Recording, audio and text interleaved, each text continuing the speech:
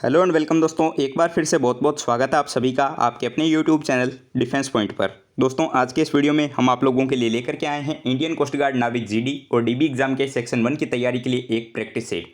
दोस्तों, इस practice set में जो है आप लोगों को साइंस और जीके के मेनली क्वेश्चन देखने को मिलेंगे। तो वीडियो जो है काफ़ी स्पेशल होने वाला है, तो इस वीडियो को पूरा ज़रूर से देखिएगा। लेकिन इससे पहले आपको बोलना चाहूँगा, अगर आप लोग चैनल पर नए हो तो चैनल को सब्सक्राइब जरूर से कर लेना और बेल आइकन को प्रेस कर लेना, ताकि आप लोगों को हमारे द्वारा दिए जाने वाले इंडियन कोस्ट गार्ड नाविक जीडी और डीबी एग्जाम के रिगार्डिंग सभी अपडेट्स मिलते रहें। तो चलिए शुरू करते हैं हमारा आज का ये वीडियो बिना किसी देरी के।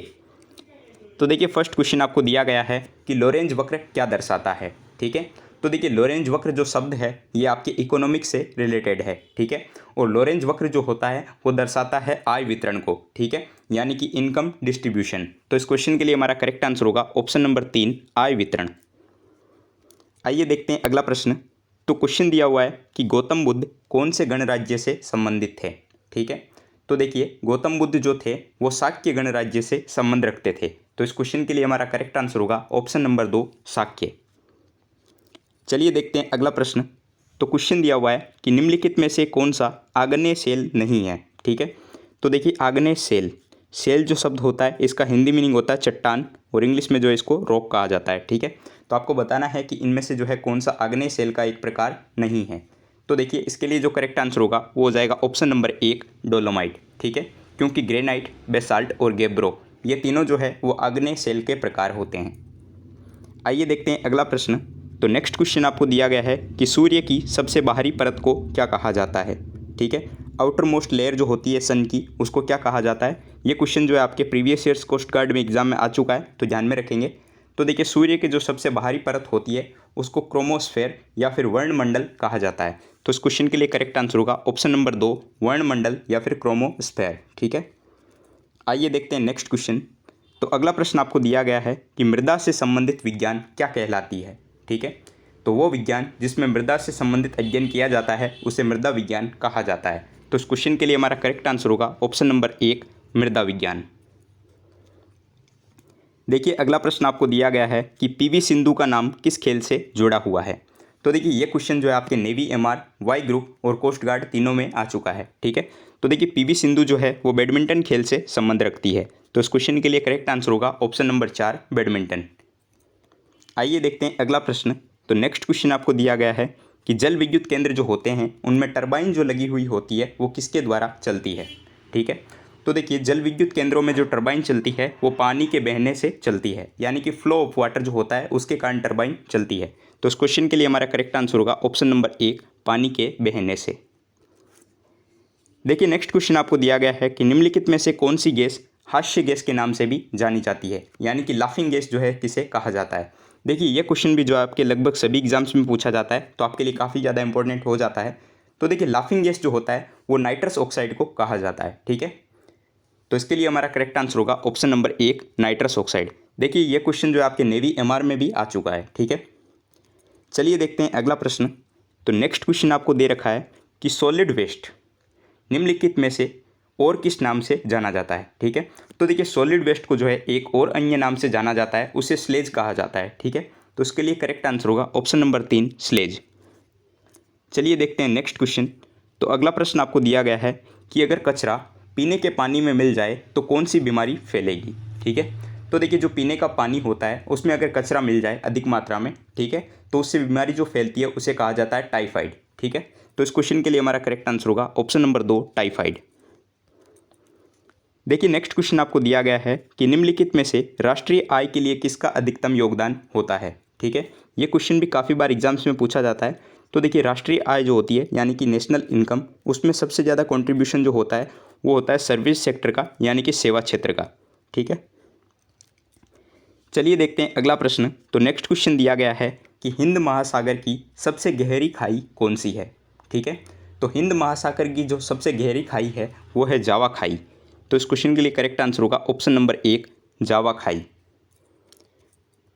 देखिए नेक्स्ट क्वेश्चन दिया गया है कि 1904 में क्रांतिकारियों की गुप्त संस्था के रूप में अभिनव भारत की स्थापना किसने की थी।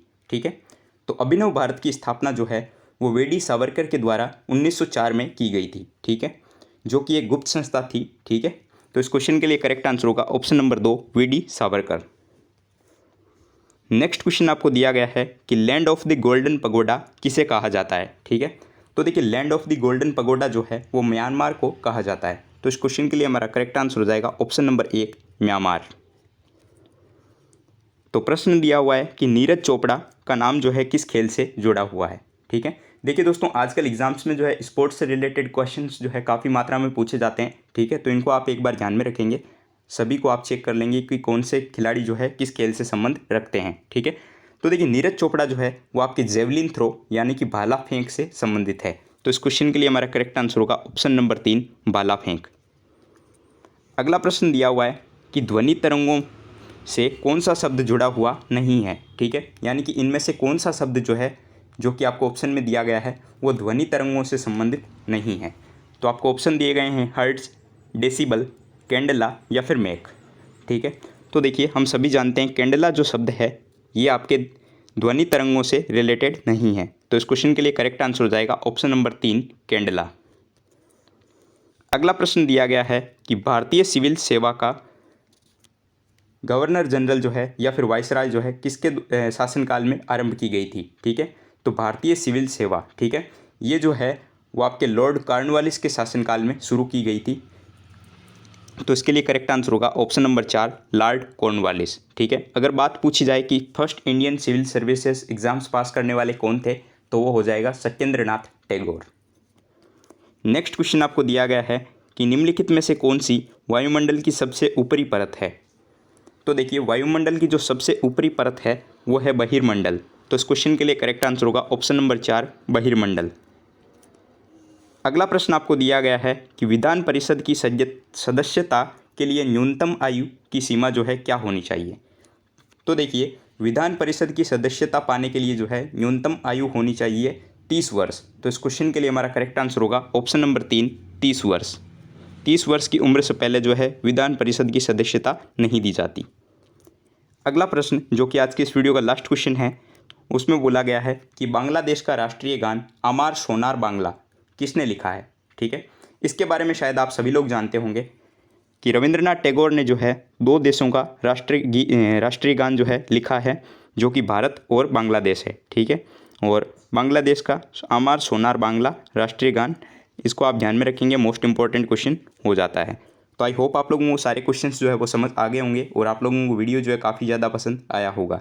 तो इस वीडियो को लाइक नहीं किया है तो वीडियो को लाइक ज़रूर से कर देना और चैनल पर नए हो तो चैनल को सब्सक्राइब करना बिल्कुल भी मत भूलना, क्योंकि इस चैनल पर जो है आपको इंडियन कोस्ट गार्ड, नाविक जीडी और डीबी एग्जाम के रिगार्डिंग कंप्लीट प्रिपरेशन करवाई जाती है और साथ ही सभी अपडेट्स आपको दिए जाते हैं।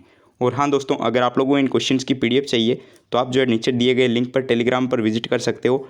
उसमें जो है आपको यहाँ पे टेलीग्राम चैनल पर पीडीएफ मिल जाएगी। इसके अलावा आप यूज़र नेम से भी टेलीग्राम पर सर्च कर सकते हो @NavyMR एग्ज़ाम लिख करके, वहाँ आपको जो है टेलीग्राम चैनल मिल जाएगा, उसको आप ज्वाइन करके पीडीएफ डाउनलोड कर सकते हैं। और अगर दोस्तों आप लोग जो है इंडियन कोस्ट गार्ड, नाविक जीडी, डीबी एग्जाम के लिए तैयारी कर रहे हैं तो आप हमारी वेबसाइट defensepointprep.com के माध्यम से फ्री ऑनलाइन मॉक टेस्ट भी दे सकते हैं, जिसकी लिंक आपको नीचे डिस्क्रिप्शन बॉक्स में प्रोवाइड की गई है। वहाँ पर जो है मैं रोजाना आप लोगों को एक मॉक टेस्ट प्रोवाइड करवाता हूँ। तो अभी तक जो है वहाँ पर 10 से 12 मॉक टेस्ट आपको मिल जाएंगे जो कि आपके नाविक जीडी और डीबी एग्जाम के पेपर पैटर्न पर तैयार किए गए हैं। तो आप लोग भी जो है जाइए और उन फ्री मॉक टेस्ट को जो है अटेंड कीजिए। लिंक आपको नीचे डिस्क्रिप्शन बॉक्स में दी गई है। तो चलिए मिलते हैं अगले वीडियो में, तब तक के लिए जय हिंद।